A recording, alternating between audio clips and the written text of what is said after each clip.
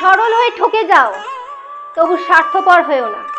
জীবনে অনেক সময় এমন হবে তুমি ভালো থেকেও অপমান পাবে, বিশ্বাস করেও বিশ্বাসঘাতকতা সহ্য করতে হবে। তুমি ভাববে কেন আমি সব সময় ঠকেই যাই, কিন্তু একটা জিনিস মনে রেখো, মানুষের সরলতা যদি কারো চোখে বোকামি হয়, তাহলে সেই চোখের দৃষ্টিতেই সমস্যা আছে। তুমি হয়তো একবার নয় বারবার ঠকবে, কিন্তু তোমার সরলতা, ভালোবাসা, সহানুভূতি, এই গুণগুলি তোমাকে মানুষ করে তুলবে। স্বার্থপর হলে হয়তো ঠকার আকাঙ্ক্ষা থাকে না, কিন্তু তখন তুমি নিজের ভিতরের মানুষটাকেই হারিয়ে ফেলবে।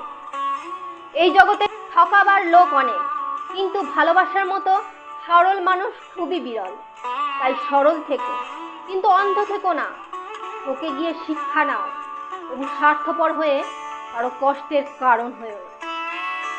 হরে কৃষ্ণ, রাধে রাধে, নমস্কার।